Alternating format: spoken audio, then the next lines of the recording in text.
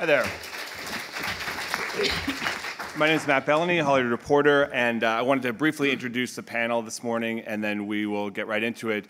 There are some cards that are being passed around that you can write some questions on, and we'll do a few questions from the audience at the end. Directly to my left here is Chris DeFaria. He's Executive Vice President, Digital Production, Animation, and Visual Effects at Warner Brothers Pictures, and he promises that Man of Steel is amazing. Next to him, we've got Namit Malhotra. He is CEO and founder of Prime Focus World. Then next down there, we've got Mike Simpson. He's a partner at William Morris Endeavor. He represents filmmakers, including Tim Burton and Timur Bekmambetov and Oren Peli, who is at the end of the panel. Then we've got a producer on the panel as well, Palek Patel. He's president of production at Roth Films. And then at the end, we've got Oren Peli, as I mentioned. He's a producer, filmmaker behind the Paranormal Activity franchise and The River, which was an ABC series, and a couple of others. And so I think we're going to divide this into two sections here, talk generally about visual effects, and then segue a little bit into 3D and some of the issues that have come up there. Obviously, it's been an interesting year in the visual effects community. There has been, especially on the business of visual effects, we've had some amazing breakthroughs in film, but we've also had some struggles that some of these companies have gone through. And I'd like to start by just going through the business of visual effects and get your take from some of the panelists on that. And we'll start with Chris here, and just take us through, how is it that a company can contribute to an Oscar-winning film and then weeks later is in bankruptcy? Let's see. Wow, they've been asking that question for a couple months here. What the obvious answer is that they ran into funding problems, cash flow problems. I mean, I think it's. And again, a lot of it's been widely reported, so I don't want to take everybody through what I think everybody's already knows. But it's a tough business, and it's a changing business, and we're in the middle of a very tumultuous time. The factors that I point to are just an increasing standardization of all of the tools and techniques, of an international workforce that's mobile and capable of setting up in what ultimately are low-cost labor markets, tax-incentivized labor markets, or labor markets that simply take the benefit of exchange rates. These forces are making it very difficult for business to continue as it has been for years. I'd like, I think Namit, you're there in the front line of this. What are your thoughts?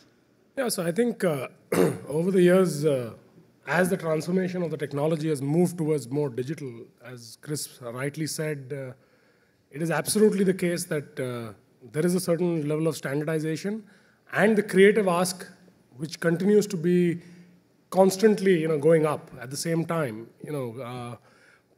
has two challenges. One is that you've got films and filmmakers that have a higher quality threshold to constantly deliver to. The budgets obviously don't necessarily trail that aspiration. And then from an industry perspective, organizations are challenged by the fact that you've got to now be a global workforce and be able to deliver that creative vision, without busting the budget line. And that is a hard ask for any business to survive under. And I think the visual effects industry is not... I want to add, though, that Rhythm and Hues is going to survive, as DD did. It's just a very difficult transformation that's going to have to take place to what you're pointing to, the global workflow, a global pipeline. I just wish it were easier. So the global aspect is, making sure that the company is taking advantage of the global labor market and taking advantage. But that said, I saw some stats earlier that the India visual effects industry is going to grow to something like $368 million in the next 4 or 5 years, while the U.S. market is going to shrink. So it is just taking advantage of these overseas opportunities and making sure that companies that provide these services are global in a sense.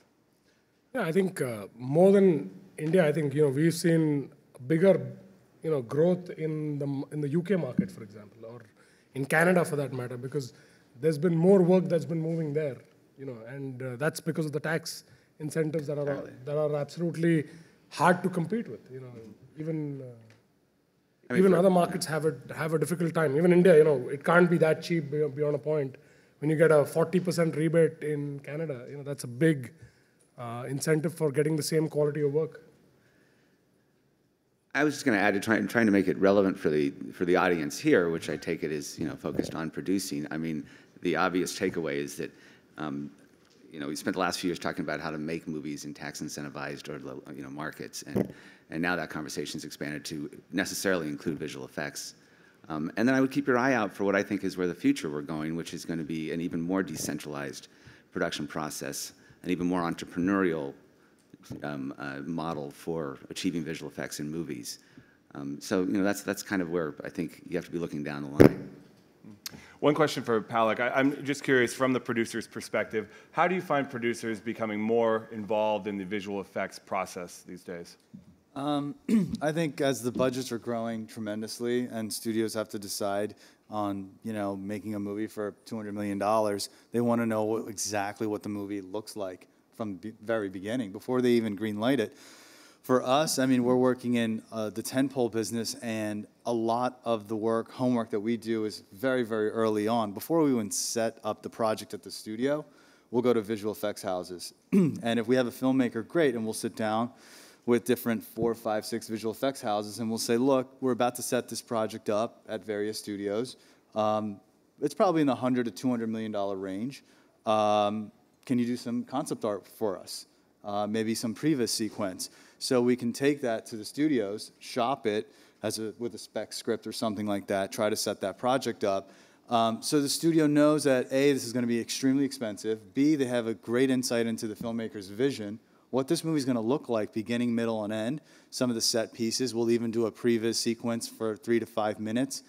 In the case of Snow White, we actually did a whole trailer that was about, I'd say, 2.5 minutes long, and it had key specific moments from the script in the trailer, so the studios were able to see, like, oh wow, I get the tone, I get the style. This is not the Disney version that you're going for, and it helps to A, set up the project, B, get you significant momentum where you could maybe even get a progress to production deal rather than a standard development script deal, and get the project made faster at the budget that you need or want, or the filmmaker would need or want, and throughout the process. So we use the visual effects companies now more than ever, very, very earlier in the process. And from the studio perspective, I mean, how does that then translate? Obviously, these visual effects companies are doing work for free. And then when the green light comes, is the expectation they'll be used, and how does that go up against what the studio might want? Well, I think it's the filmmaker and Chris DeFaria talking. Yeah. Well, no, I think what you're pointing to, though, is a really interesting trend for the visual effects business, which is, as we're talking about the standardization, the commoditization of visual effects, the one thing, of course, that doesn't lend itself to that model is talent at the highest level. And so the artistic talent that's at these visual effects companies is becoming the most important attribute that the companies have, and they put it forward more increasingly in the form of art departments that are available. They're digital art departments available to producers or available to the studio, not always free, sometimes at a reduced cost, but always in a sort of speculative, entrepreneurial way to help visualize a project. So we're used to seeing, in fact, it's kind of impossible now to consider, your point exactly, these enormous movies without, I get the same assignment, by the way, from Jeff Robinoff that says, why don't you take 2 months and tell me what this thing's going to look like? So we'll go work with the company and come back with imagery. There is an expectation that the company is going to be a part of the movie, but there's no obligation. And usually, you've in the time it's taken to create the artwork, you've also sorted through the personalities and the approach, and you've done some R&D and hopefully developed some technology that might be unique to the film. And then the question of doing the work with the visual effects company, it's not very difficult. Of course you're going to be working there. And now it's a matter of just working out the price. Mike, just from the filmmaker's perspective, how much is the visual effects aspect of the film part of the discussion at the earliest stage and part of the deal making and when you go to a studio with a project? Well, of course, that depends quite a bit on what kind of movie it is. If it's a movie with a lot of visual effects, let's say the director client is somebody who makes those kind of films by and large. Well, then of course that's an important factor.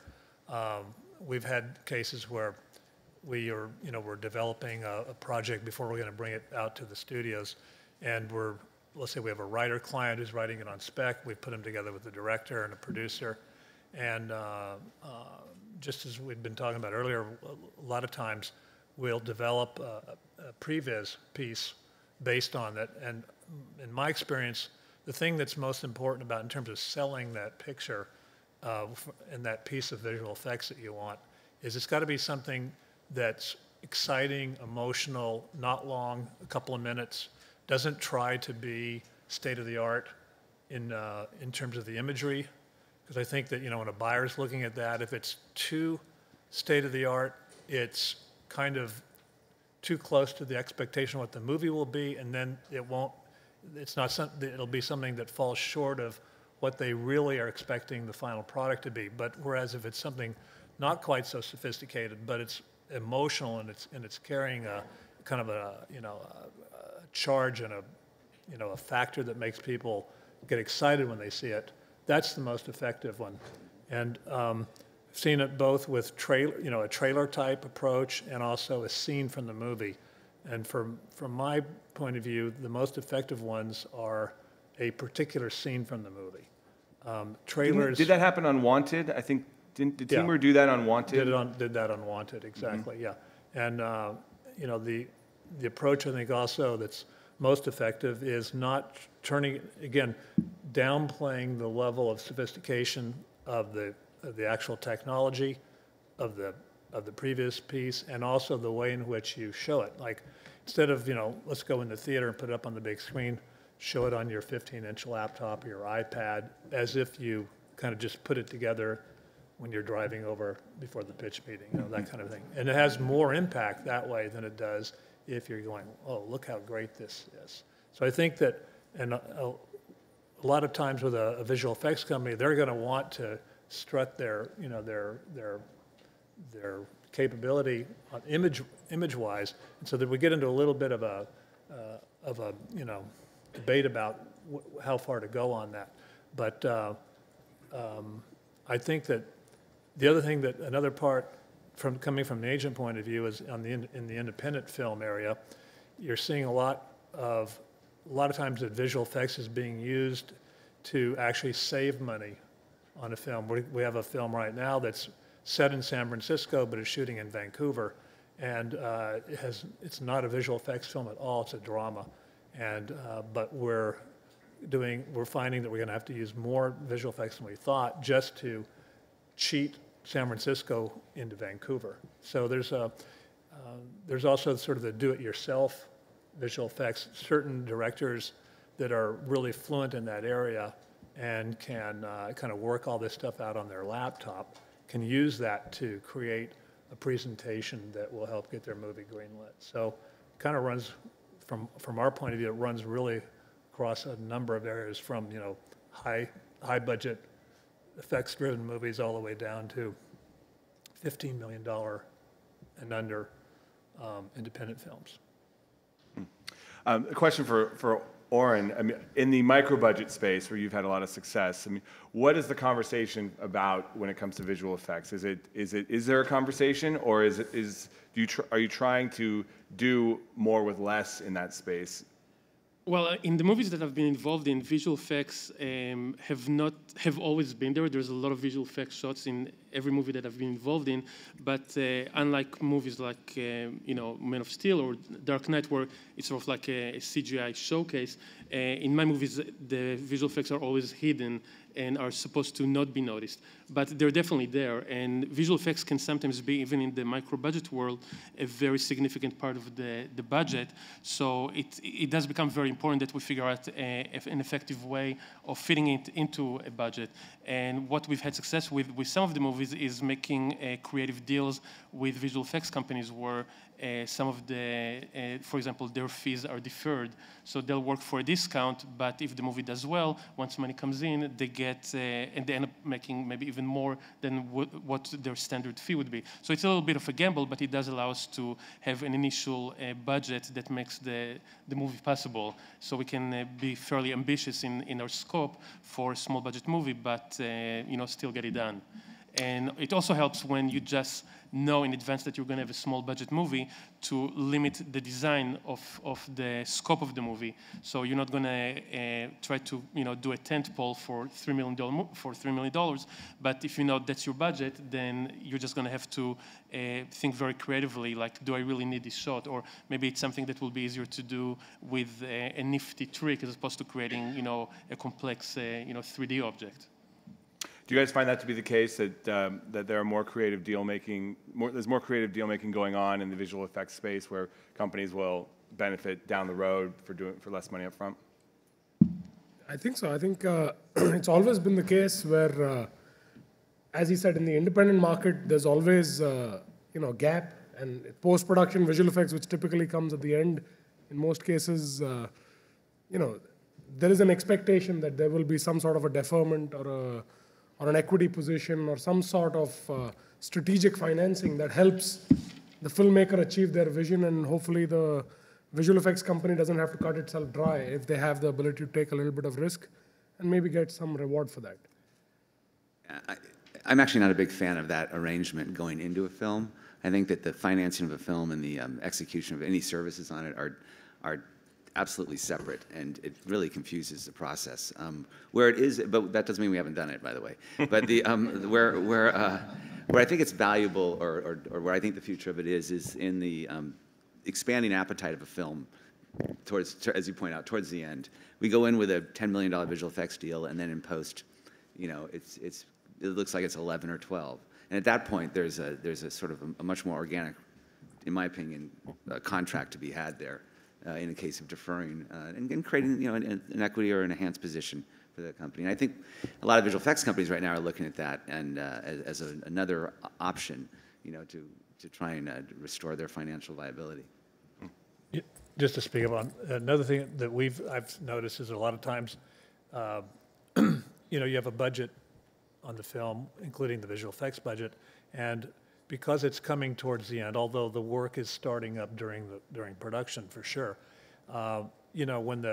when you first see what you have, okay, if you see a film, you go, well, you know what, this doesn't look that great, you don't really expand anything, but when you have a film that looks like it's going to exceed what you thought it could be, a lot of times there will be enhancements that everybody agrees to and are paid for, and so I think a visual effects company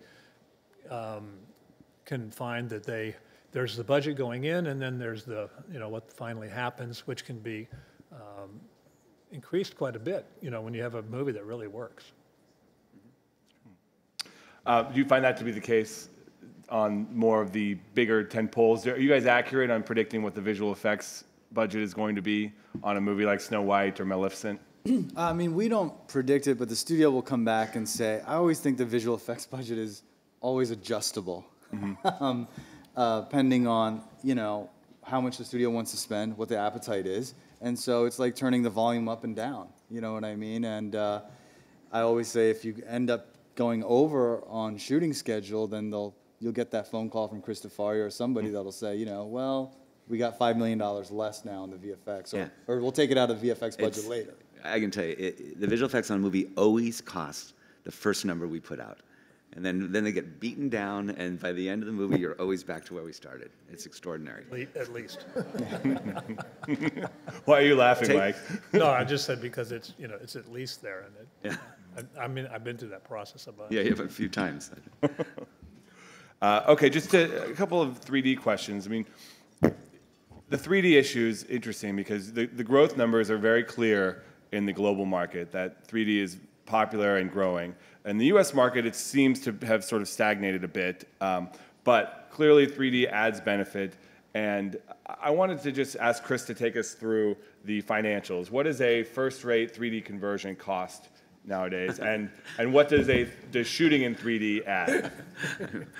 I negotiate with this gentleman every day. So what do I think it costs? It costs $1 million. Yeah, there you go. No, it's post-conversion, which is increasingly the more common, I think, than shooting. I know there's a lot of people come down on either side, but there's tremendous advantages from a studio perspective to post-conversion. particularly in tentpole movies that have lots of visual effects, because we're already generating those digitally. We're already halfway there. There's a level of matching cameras and accuracy and all kinds of factors that can go in a very big visual effects movie that makes conversion an obvious step. Man of Steel is a movie that's converted quite beautifully. The cost of it is, in some respects, it's the factors that go into the cost is the amount of visual effects, the length of the film, clearly, how much of the visual effects work do you actually want to have delivered in stereo versus converted post the completion of the visual effects. Those are most of the factors that we're tracking. And we literally can spend on a movie, if they're both, we can spend usually between 8 and 21 million is kind of the numbers we work with. And again, the 21 is a big number because that's a movie for which a tremendous amount of the visual effects are being delivered in true stereo by the vendor, which is a very expensive undertaking. And it's the movie's kind of long. That's what drives those numbers. And that's a conversion. That's correct. What does the added cost for a movie like Great Gatsby, which shot in 3D? What is the added 3D shooting cost? There's so many factors, but generally speaking, on an 80-day shoot, there's just additional equipment. I think our numbers on that was probably about 4 million. But then there's costs beyond that because there's visual effects in that movie. And so those have to be converted. So there's other costs, and there's also the costs. That's the shooting cost, is about 4 million. Then there's the post-production costs because we have to run a different kind of post on a native capture film. And then there's the visual effects that have to still be completed in 3D one way or the other. So in the end, I don't know that you can argue one is cheaper than the other. They're just really, you hope that you're making the right choice based, again, on all those factors that I was listing. Namit, do these numbers make sense? Absolutely. I think on the shoot side, we like to believe that the cost, depending on, again, the kind of film you're making, the cost can go up only because the number of shoot days in some cases have gone up considerably. And as Chris said, if it's a big visual effects movie, you're spending a lot more on the stereo visual effects, which could at times be more expensive than conversion. Oh, I forgot. The other factor, the chief big factor in this, again, we listed them. They're the amount of visual effects, whether they're delivered in stereo, the length of the film, and also probably the most important one is at what point are you going to do the conversion? And that's driven by the release schedule. Are we doing what we would call a rolling conversion, which is converting the film kind of during the post-process, which means, of course, that it's going to be changing based on audience previews, on editorial cuts, and that means we're redoing a lot of work. That's a huge X factor on this. So and that's based on the release date, usually, right? Yeah, we just have to get it done. The least expensive way is to literally complete the film. Everybody go home, and then you go convert it because we're not going to have a lot of changes. Just to speak on the creative side of that, so I represent filmmakers that have done it both. They've shot in 3D and they've converted in 3D and they've done a blend of it. And what's interesting is, for sure the majority of them have come around to wanting to convert. They go into it creatively being excited by the idea of shooting in 3D, and then they try it and they find that it's actually creatively inhibiting in a lot of ways, and that the way that it seems to be settling out is to shoot the film with 3D in mind in terms of your framing and everything like that, but then convert. And I don't have any clients that have converted and then said, oh no, now I'm only going to shoot in 3D and then shoot in 3D. And I do have clients that have shot in 3D and then said, and then converted and done another movie where they converted and said, I like converting better because it seems to be that it allows them to make certain decisions later when they're editing downstream about how the look of the stereo field is going to be that are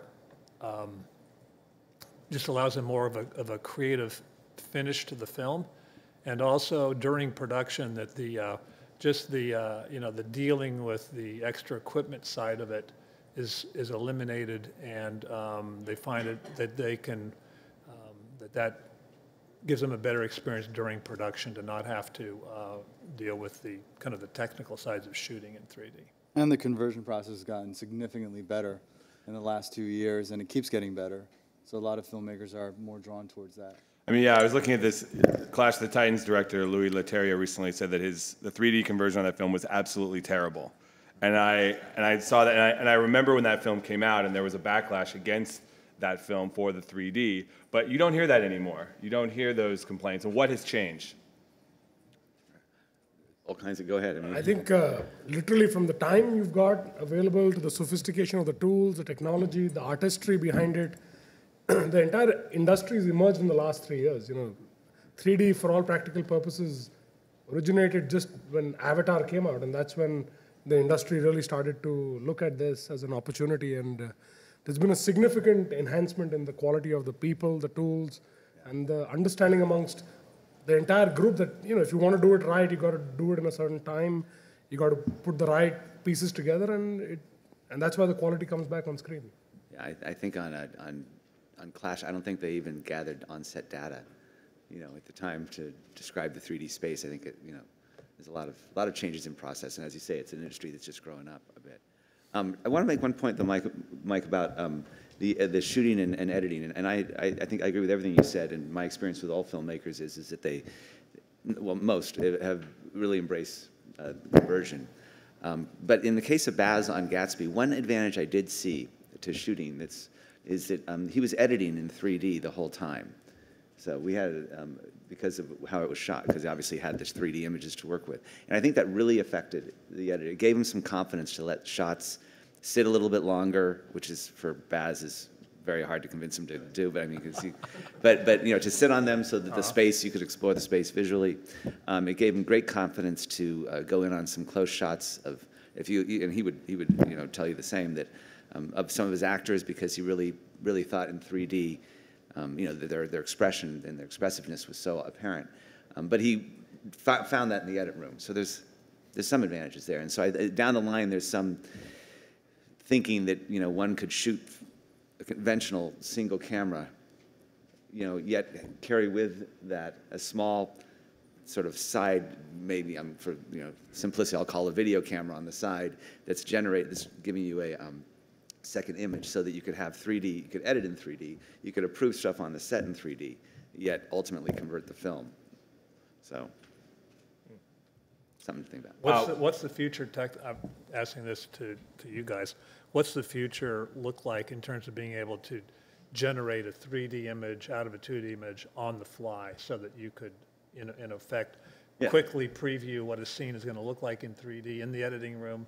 Is that soon on the horizon to be capable, you think? I think the electronic manufacturers always had that. You could always have a press button on a television set that could put the image in 3D, but that's where you start to see all the problems with 3D. And because of the creativity of the process involved, there is obviously some limitations, but there are ways to give you a quick snapshot of what 3D could look like on a still image or on a certain shot. But to do that across the board, maybe you may not get the right perspective.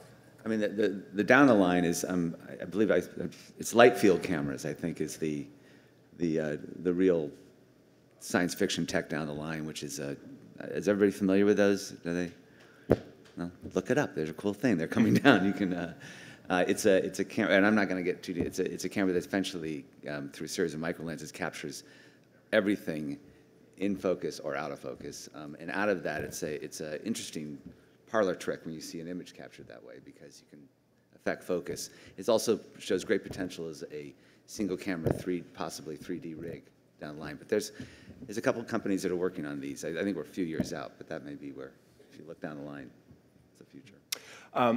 Namit, could you give us just the lay of the land on the more aggressive tax incentives that are out there right now? And there are lots of different regions that are trying aggressively to recruit visual effects work. Just curious on who's being the most aggressive and what the standard is, just for producers who are looking at those different regions.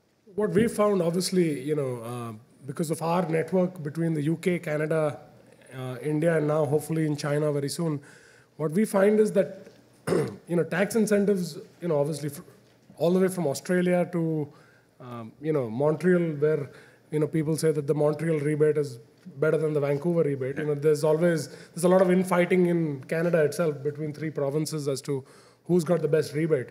Sure. But that being said, I think the way we tend to look at the universe, as we said earlier, that it's one thing to go for the rebate, the other is to get your film made within a certain budget and within a certain, by being efficient. And that is where I think the fact that you've got countries like, UK, Canada, India that have co-production treaties or, a sort of an ability to move work without impacting the rebate is certainly of great benefit.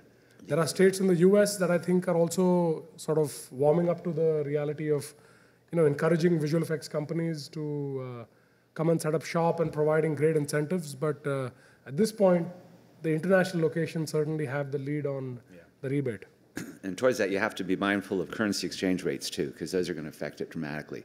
Australia's spent the last year at something like $1.03 to $1.07 against the U.S. dollar. And even though they have a 30% rebate on their visual effects work done there, you just run the numbers, and we weren't doing any work there. And now, over the last 2 weeks, I don't know what it is today, but it fell below $1. I think it was at 9. It's 96 today?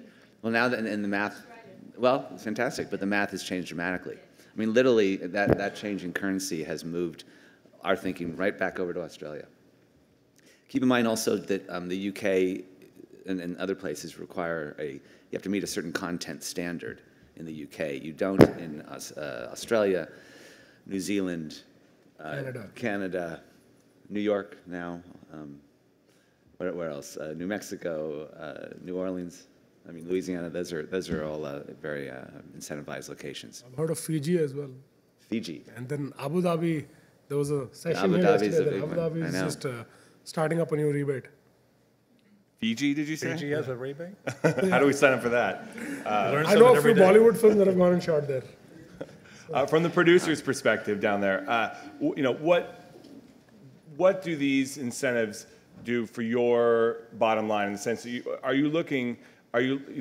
do you, in a sense, cast the visual effects along with the rest of it? Meaning, are you looking for particular things out of particular regions?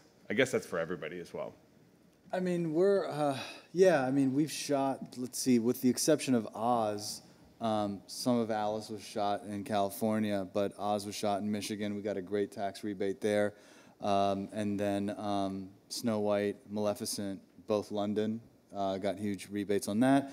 And then the visual effects companies, we took advantage of the rebates, a number of them in London, but then we also talked to visual effects companies in Los Angeles that were able to match and compete with overseas effects houses and drop their bottom line a little bit just to get the work. So we look at all of it. They're out of business, though. I was going to say that, and that ends up being where a lot of these problems come up, where these companies have to match, and they're not able to keep the doors open. So how does that problem resolve itself? I think the solution, at least from a business standpoint, the way we've approached it is, because we had our origins back in India, as a Bollywood independent market. Literally, there isn't a studio concept there. It's all independent.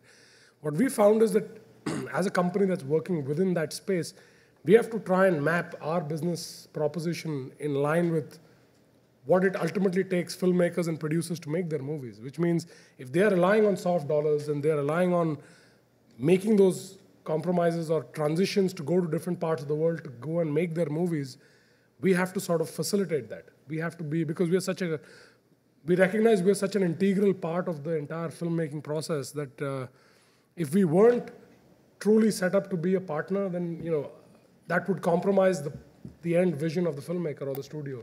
And that needs a lot more dynamic on the go ability to transition your own business model, because it's hard to build bases in different parts of the world and run them across cultures and geographies. And I think, but that's the need of the hour. That's what we recognize is the only way to really sustain over an extended period of time. Yeah, I think there's a concept that's floating around you're going to hear more of, which is a pop-up visual effects companies. It really is this notion that, already, I'm looking at some of the people I work with in the room here, when we have a big movie, we actually run a small, you could call it visual effects company in editorial, anywhere from 3 to 10 artists that are doing, the kind of work that relies on the tools that are available to anybody, in an edit room. And a lot of work gets done there. A lot of previs, post-viz, and ultimately we deliver many shots that way. That model, when supported by a company, as in the case of Gatsby, Animal Logic supported an in-house group, it started to really break down the walls here. We sort of had our own pop-up company, but its back end was on a contract with a visual effects company. And I started looking at that model and thinking there's a future there for a lot of these companies. It's providing the high-end R&D, the very strong, competent production management, and then artistic management. But the actual artwork and artist work being something that can move around, is very nimble, can draw on local populations, can train effectively. So that's something we're keeping our eye on right now. And the idea being some of those being still in Los Angeles. Yeah, I think so. I mean, we have this conversation with the companies based in Los Angeles all the time, trying to imagine, where are we going? Not just what work do we have coming up, but how do we want to work going forward? It's a very robust conversation taking place right now. Separate topic, just for a moment. What's the takeaway for you on Peter Jackson and The Hobbit and the experiments that were done there and visual 48 effects? frame? Yeah, 48 frame. It's great. But do you see it as something that cost-wise makes sense for some of these bigger, or what would, some of the audience reaction was not as favorable as maybe some thought it might be? It's interesting. We're still trying to figure out what it costs, actually, because although because the price of the technology behind it is falling rapidly, we had to, the visual effects there's some costs associated with that we're working out. There's audiences that loved it and embraced it. There's audiences that rejected it. No one had to see it one way or the other. I mean, I think and I think also it's a very brave thing to do, to put it out there. Did anybody see it in 48 frames? I did. Did anybody like it in 48 frames? A couple people. A couple people didn't. I mean, in the end, I think that's, it's not, I think it's a terrific option to offer. I really do. I don't mean to be such a straightforward, correct answer, but it is. It's a terrific thing to offer an audience. There's some parts of it that I think are just spectacular to look at. And then some parts that even I was struggling to connect with. Mike, do you see other filmmakers embracing 48 frames? Or any high rate? Yeah, to be honest with you, I haven't really talked to anybody who really liked it that much. They felt that in that particular use of it, that, my own reaction was when there was a really big, complex tableau and action going on, it looked great. But whenever it was up close and personal, it felt like I was watching, TV. And I think that seemed to be the reaction that I got from the clients that I work with who were seeing it. I haven't had anybody say, "Yeah, I want to go use that." But if it serves a particular market and the costs aren't prohibitive, it will continue. Yeah, the remaining Hobbits will be released in that format. And I agree with you. In the action scenes, the lack of motion blur, the clarity is just extraordinary. Yeah. So what's the next domain? What does the panel think is the next big thing that's going to occur in the visual effects industry in terms of technology or in terms of the actual business? What do you think? I think from our end, we believe that it's already happening. We've had digital, abilities to create real-looking environments and, all kinds of scenes and characters and, things that have worked really well, creatures.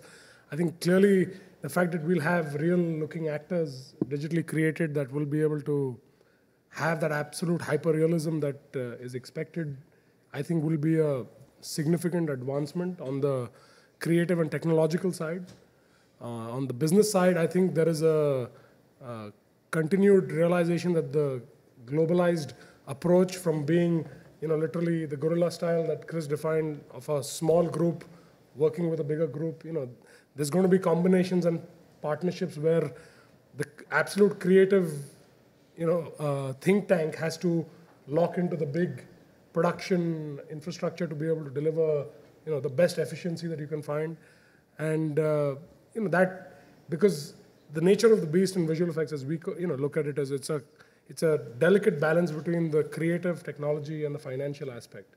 And frankly, those three dynamics don't exist in almost any other industry where you've got such a huge dependence on the creative aspect, which is always subjective, technology that keeps changing, and a financial model where you've got $1 million to get, let's say, the work done. There's no, downstream upside. So, keeping those two in mind, you've got to make sure that you can toe the line on developing these tools and technologies while the business has to look at its own end of how, otherwise films will not be made, or they will not have their own sustainability on the other end.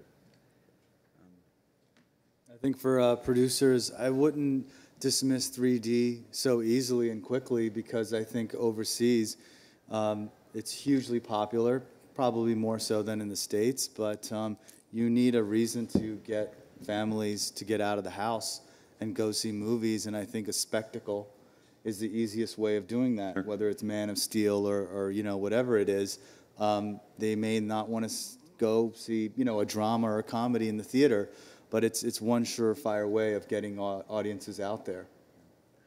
I think on a practical level, I think the idea of what visual effects are is starting to become kind of hard to get your head around, because if you look at any budget, prepared for a film, I mean, we have now digital tools, or quote, visual effects, are appearing in every single line item. It's in vehicles, it's in extras, it's in cast, it's in set design, it's in visual effects, which means, I guess, explosions and things like that at this point, but it's all throughout the budget of a film. And we're still structuring our approach to making films with this notion that down the hall there's this visual effects, and anytime you run into anything that's going to require the use of digital tools, you now call down the hall to visual effects, which is insane, because it's like having a department of hammers, and every time you need a hammer, you have to go see them, no matter what you're doing anywhere in the movie.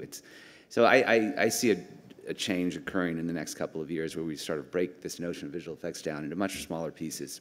And I think any producer now has to start thinking about departments on their film being populated with people that have access to digital tools and have a digital approach to it, so that when you have a discussion about how to fill a street with extras, you're right there having that conversation about whether or not digital extras make sense for a particular reason here.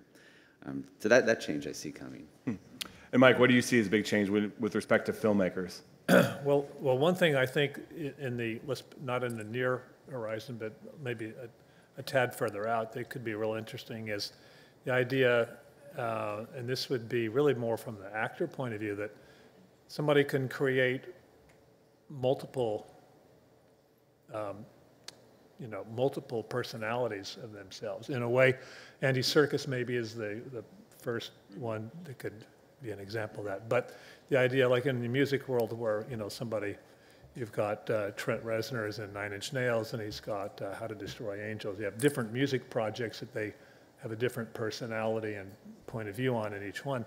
And I think that, getting to what Namit was talking about a minute ago, that the technology, the ability to use image replacement. An actor can create all the movements and the personality of the character, but have a different look mapped onto them, and to be able to sort of own that, license it, if you will, control it, and then use that in one film, use another one in another. I think that's an interesting artistic use of emerging technology in the visual effects world that might impact, the whole business model from our point of view as of an agency.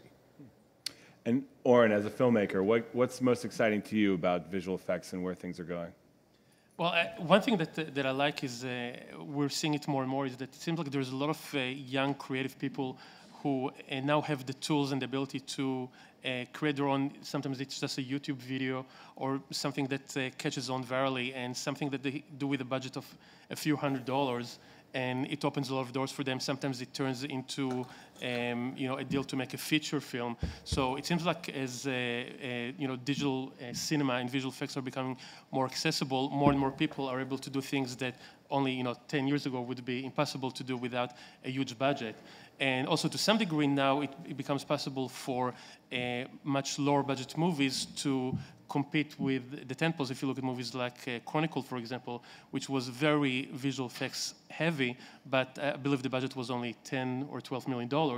And it was great. It was beautiful. The visual effects were seamless, and it just showed that if you think creatively and work with visual effect companies that kind of embrace creative thinking, because I believe sometimes when I look at movies that a romantic comedy that has a budget of $80 million, I believe whatever budget you're going to get, you're going to use it. So if you're going to get a budget of $100 million to do a certain movie, that's going to be the budget. But if you're going to be forced to think, how can I do it for 20 million or 10 million or 3 million, sometimes it will be impossible depending on the movie. But if you are making a creative deal and if you're thinking creatively about how you're going to approach the movie, there will be a lot of things that can be done at a fraction of the price because of the new technology and the new type of deals and incentives that are available now. All right, so we had some questions on the cards. Have I what? Oh, perfect timing. Okay, let's see. Oh, there's lots of them.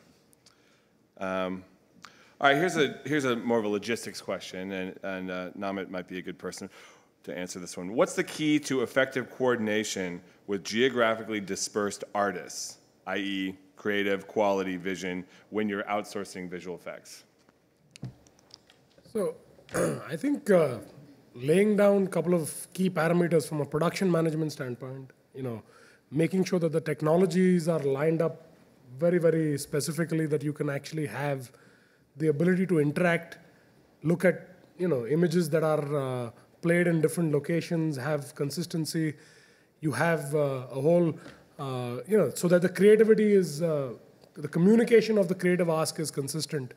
And clearly, just making sure that the production process is run efficiently, mapping into account aspects of time zones and other cultural or holidays and time, all the other factors that really can impact production and output are factored in, and that is easier said than done, but that is, I think, a very key part.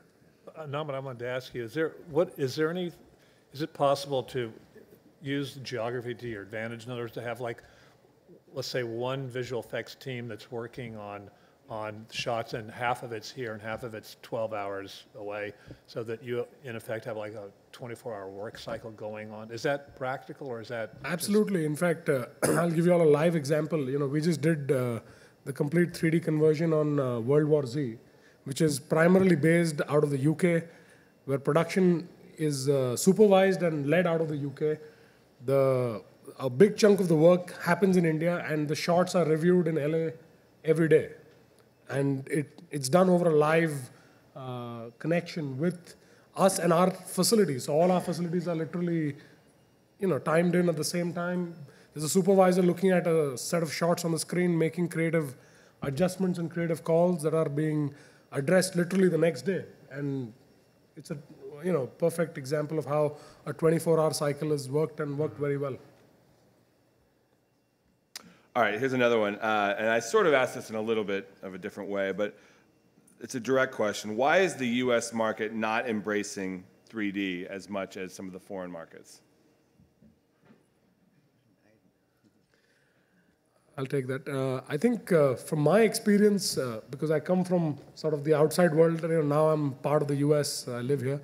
But what I've seen historically is, first of all, the premium on the ticket price in the US is significantly higher than it is in other parts of the world. It's about 35% here, relative to between 15 and 25%, depending on which market in the world you're looking at.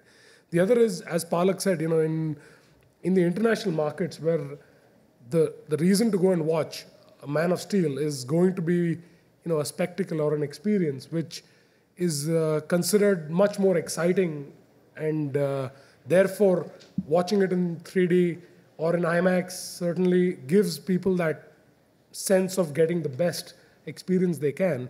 Whereas I think in the US, in a more mature market, you find audiences are divided on their tastes and have it's like these movies have existed and people have seen these over a period of time. They already know what to expect, and they make their choices much more rationally, whereas I think the international markets are still driven a lot more emotionally, and I think that I've I seen also, at least. yeah, I agree with him. I also think, and this is just my very own personal answer, just talking to colleagues and friends in the business, but I think that the television business in America is fantastic right now. The quality of programmings and the writing and the acting and the direction, I think is better than anywhere else in the world. And I think that audiences, frankly, they're getting amazing stories right into their television, and they're deciding whether or not if it's really worth spending $50, $75 for 2 movie tickets, 2 popcorns, and 2 sodas. And they'd rather stay at home and watch Breaking Bad or Mad Men or, Game of Thrones. Whereas overseas, they may not be getting that television program as much or as well. I know when I was just in India, they were, I think, on their 2nd or 3rd season of Mad Men. So they were already a couple seasons behind. But that also might be a reason. Another question here. Any advice on a startup visual effect group getting work on micro-budget films and becoming part of some of these pop-up opportunities? Seems like Oren would be good for that. It's 2 questions. I was looking at Oren, actually.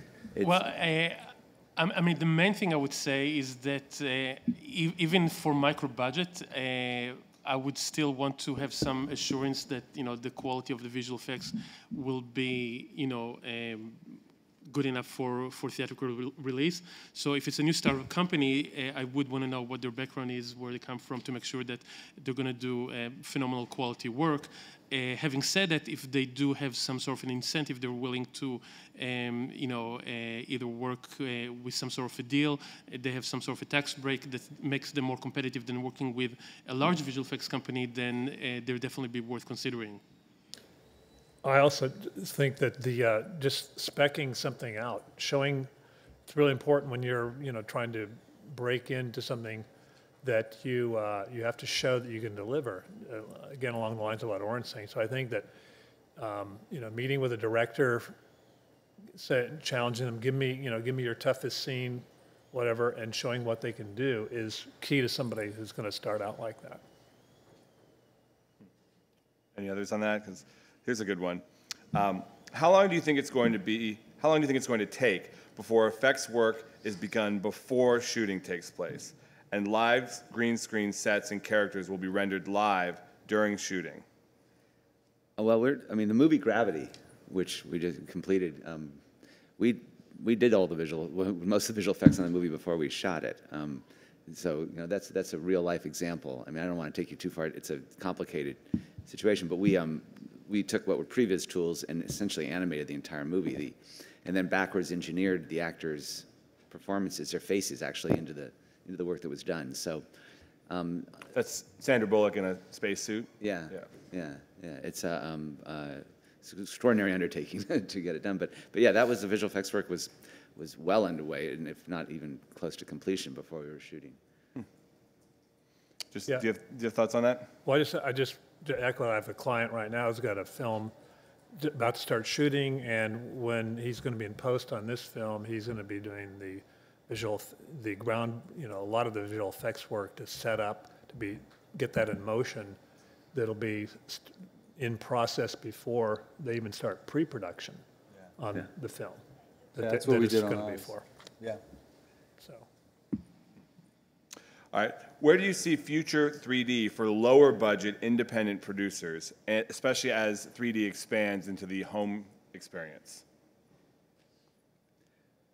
I think what we've been doing specifically, I can speak on, we've created what we call as a television solution for 3D, which is sort of more technical in terms of the way it gets done, and obviously it gets done at a much lower cost relative to what the theatrical version to adapt it for the screen size and for the impact that needs to have, which is clearly going to be different in a living room on a television screen. And we think there are solutions that we already present that have a significant cost reduction with reasonably good quality for TV. I still think that for an independent small film, it's the least expensive thing to do if you don't have visual effects in the movie is going to be to shoot it with a 3D rig, to shoot it native. That's the least expensive route. As soon as you add visual effects into that, the cost goes up exponentially. And this might be a question for Mike. For those of us who haven't shot in 2D with 3D conversion in mind, could you touch on how to prepare to shoot that way? Well, I think again, I'm an agent. I'm not out there on the set doing it, so I can only kind of relay to you what clients have talked to me about. But it's I think it's more just the the framing of the shot in a way, and the design of the shot. If it's going to be something where you want to have a particular 3D effect, that you don't want something that's going to stick out of the frame. There's basic things like that have to do with it. I don't think it's a whole lot of from the clients I've talked about. I don't think it's anything that's particularly strenuous or time consuming, or that you have to go out of your way to do. It's more just thinking it through when you're doing it, as opposed to just shooting the movie and then after the fact saying, oh, I think I'll convert it to 3D. But I don't think there's not too much involved other than that. Yeah, there's some really also some pretty widely published do's and don'ts on shooting with 3D. Things like how you shoot overs and handle basic shot design, which I would encourage anybody who's going to think about shooting a 3D movie to look up very quickly. Do you sit down with filmmakers? Yeah, that's what we do all the time. So, yeah. And even Sony ran a program for a while, which producers could sign up for to go through, and they had a whole little thing. They laid out exactly what looks terrible and what doesn't, how to think about where the focal plane should be versus where the screen is, when things should be in negative space, how to manage what they call as a 3D budget. That's what the term people use, which is the sort of the amount of allowable variance you can have from the screen level to where the objects appear in space. And these things are, I would read, do a little homework on this. I agree with what Mike said. Don't just jump off and start. I think one of the more often things we've seen that tend to work or not, especially when you're in the 2D space and going to 3D, clearly, if you have a very hyper fast cut, where you have too many flash cuts, or you have, sort of jerky camera movements, clearly those become less interesting in 3D. First of all, because visually you're not going to see much, and they also don't make for a comfortable viewing experience. So that we found as some of the things that cinematically that can go against you. But otherwise, the tools that we have now developed, I think we can literally fix a lot of inadequacies or things that you wouldn't have thought. Because of the amount of control you have, you can really do a lot creatively. But these are some of the big ticket items that we think is there's no solution for. What about light levels? Is that a factor? Because the biggest issue still with 3D is the amount of light that is perceived when you're watching it. Is that certainly? But that again, to a large extent, that's exhibitors. It's at the exhibition level and in the DI, which happens literally after the 3D is complete, to make sure that you do a separate grade for the. So low light scenes are not a problem in terms of representation in 3D. No, I don't think there's a connection there. It doesn't require more light to shoot 3D, like it would anamorphic or something. I would encourage, unless you're making a ride film, which in 3D, where everything's got to be coming at you and going by you very quickly. I think the real interesting thing is where dramas are going to be in 3D. Because obviously the big spectacle movies seem to carry with them the expectation of a big, what I just call ride film, a big, lots of fun things jumping out of the camera. But I would encourage anybody to take a look at Gatsby, which, and we're really proud of the 3D on that. I mean, Baz really embraced the technology, embraced the aesthetic of it. There's a scene toward the end of it where everybody's in a hotel room and they're going to have their big argument, and it's just loosely edited, and your eye just explores the space in a way that you would just never do in 2D. I think that's a really great example of where the future might be. It might not be in just Man of Steel or that. It could also be in real dramas. That is a great scene. All right, please discuss the future, and I don't totally understand this. Please discuss the future with emerging holographic technology and how this will affect visual effects workflow and the look of movies. DD. That's the DD hologram that follows us around. That's the one that they did it at Coachella, I guess it was. Oh, the Tupac hologram? Yeah, that's, I think, what we're, okay. I'm guessing that's the nature of the basic discussion. I'm not sure how to answer that question. Yeah, we haven't had a use for that, really.